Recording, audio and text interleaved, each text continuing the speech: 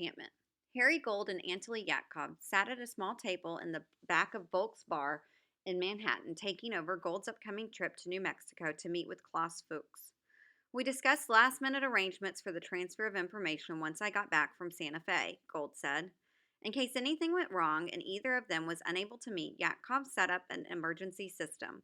If Gold got 2 tickets to a sporting event in the mail with nothing else in the envelope, he was to take note of the date on the tickets. 3 days after the event, he was to go to a certain bar in Queens between 8 and 9 at night. He was to show up a little early, check for signs of surveillance, then take a seat. A Soviet agent would join him at the table. This was all routine to Gold by now, but when Yatkov hit him with an additional detail, he wanted me to take a little side trip, Gold remembered.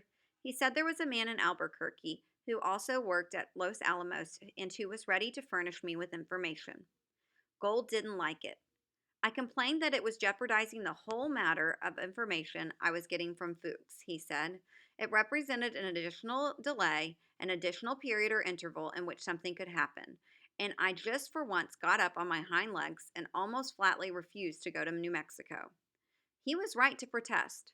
A basic rule was being broken, KGB agent Alexander Filoskov later lamented, namely that 2 secret networks must remain compartmentalized without communicating between one another. The person having access to both networks becomes a weak link. If that person should stumble, both parts will fall together. Yatskov knew the rules of tradecraft, but his neck was on the line. He could not risk sending disinformation to Moscow. He wanted the second source as a backup to Fuchs' material. I have been guiding you idiots every step, he snapped at Gold. You don't realize how important this mission to Albuquerque is. Yatkov then gave Gold the name and address of the second source. $500 for the man, a password, and the torn half of a jello box. Adolf Hitler committed suicide on April 30th. Days later, Germany surrendered. The war in Europe was over. Scientists at Los Alamos celebrated and for a happy moment thought their job was done. Their work had been driven by the absolute necessity of winning the bomb race with Germany. For me, Hitler was the personification of evil and the primary justification for the bomb work, remembered physicist Emilio Segre. Now that the bomb could not be used against the Nazis, doubts arose. Those doubts, even if they do not appear in official reports, were discussed in many private discussions. The discussions were cut short by a memo from Secretary of War Stimson, which Oppenheimer distributed in early May. The work you are doing is of tremendous importance and must go forward with all possible speed, Stimson urged. We still have the war against Japan to win. Only weeks before, the U.S. Marines had captured the Japanese island of Iwo Jima in some of the bloodiest fighting in the history of the American military.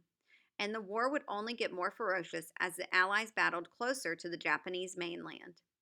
Pushing any doubts out of his mind, Oppenheimer worked his scientists harder than ever. The design for the uranium bomb was complete, and the plutonium bomb was nearly done. The next big question: was it necessary to test the atomic bomb to make sure it actually worked? The uranium bomb couldn't be tested. By July 1945, Los Alamos would have just enough U-235 for one bomb, and it couldn't be wasted on a test. But plutonium was a little easier to make, and the plutonium bomb design was far more complicated. Oppenheimer was convinced a test was essential. Leslie Groves disagreed. To test or not to test the plutonium bomb was a very hot issue, George Kostowski remembered. Oppenheimer and I were pleading with General Groves that there had to be a test because the whole scheme was so uncertain. But General Groves said he couldn't afford to lose all that plutonium. Oppenheimer won the argument by insisting that without a test, the use of the gadget over enemy territory would have to be done substantially blindly. He selected a section of flat New Mexico desert near the Alamogordo Air Force Base. He named the site Trinity. The test was set for mid-July. As temperatures soared over 100 degrees, scientists and soldiers moved into tents at the test site. Each morning, they shook tarantulas and scorpions from their boots and tied handkerchiefs over their mouths in a hopeless effort to keep out the flying sand. They worked 24-hour days, setting up instruments to measure the blast and building a 100-foot steel tower to hold the bomb. Robert Oppenheimer's younger brother, Frank, also a physicist, helped prepare for the test at Trinity. People were feverishly setting up wires all over the desert, he said. Building the tower, building the little huts in which to put the cameras and house people at the time of the explosion. No one told Dorothy McKibben what was going on, but she was able to figure it out. More trucks than ever were rumbling past her Santa Fe office, more scientists checking in, and she kept getting calls from top government and military officials in Washington asking about hotel rooms in the area. The voices on the telephone showed strain and tautness, she said. I sensed we were about to reach some sort of climax. Harry Gold got to Santa Fe a little after noon on June 2nd. With a few hours to kill before his meeting with Fuchs, he strolled through a local history museum. While there, he picked up a street map entitled New Mexico, Land of Enchantment. He checked the map for the spot he was to meet Fuchs and marked it with a pen. He was glad not to have to ask for directions, making it that much less likely that anyone would remember he was ever in town. Later that afternoon, he walked to the Castillo Street Bridge, a gray arch over the narrow trickle called the Santa Fe River. Hardly more than a creek, Gold said to himself as he waited in the bright sun. He checked the watch on his sweaty wrist. It was 4:05 p.m. Fuchs should have been there 5 minutes ago. He looked around, feeling conspicuous on the empty bridge. It was, he said, no place for a stranger to be standing around doing nothing. Standard Soviet tradecraft was to wait no more than 5 minutes at a public meeting spot. Any longer could attract attention. But Gold had to plead with his boss to get time off. He didn't know when he'd be able to make it back to New Mexico. He decided to wait a little longer. Finally, at 4:20, Fuchs' blue car pulled up. Gold ducked into the passenger seat and Fuchs drove off. Fuchs apologized, saying that he'd gotten a flat tire.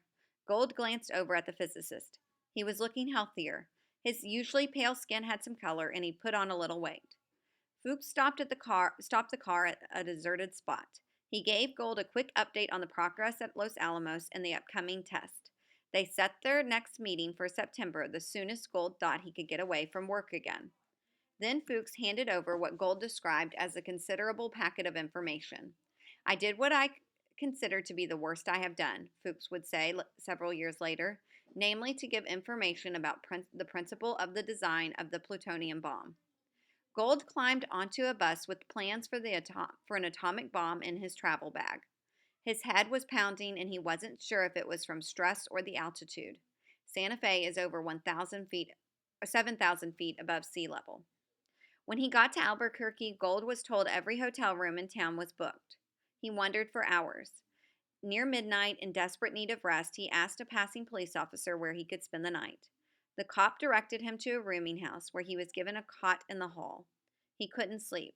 Every police siren, every drunken hoot, every sound that night triggered the same thought. They might be coming for me. The next morning, Gold walked to the address given to him by Anatoly Yakov, entered the building, walked up to the second-floor apartment, and knocked. The door was opened by a young man wearing army pants and a pajama shirt.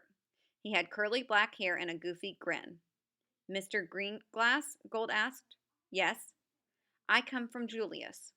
Hearing this phrase, Greenglass turned back into the tiny apartment. He picked up his wife's purse and took out the torn half of a Jello box. Gold took out his half of the Jello box and handed it to Greenglass. Greenglass held the torn pieces together. They fit perfectly, clearly two halves of the same box. Gold stepped into the apartment and introduced himself to Greenglass and his wife as Dave from Pittsburgh.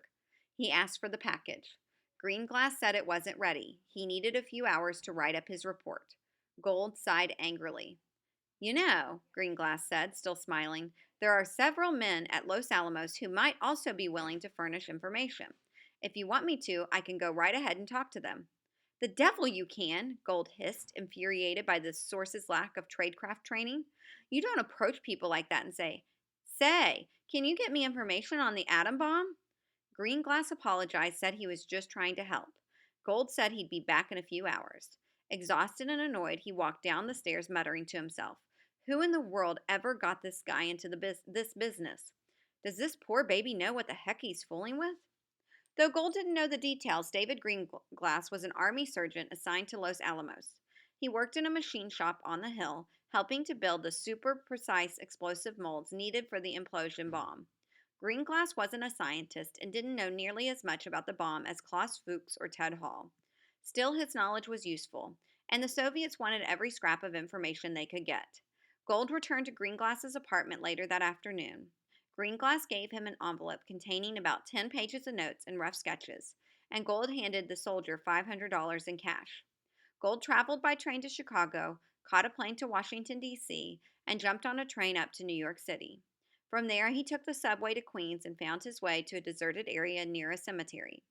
Anatoly Yatkov was there. We met for a matter of seconds, Gold recalled. I turned over the information.